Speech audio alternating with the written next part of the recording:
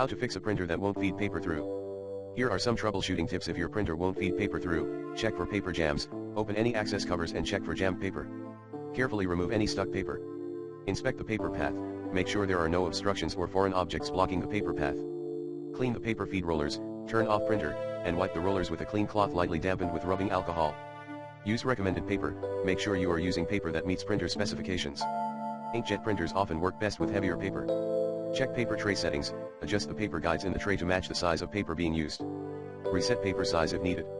Test with new paper, try loading fresh, unused paper instead of older paper that may have absorbed moisture.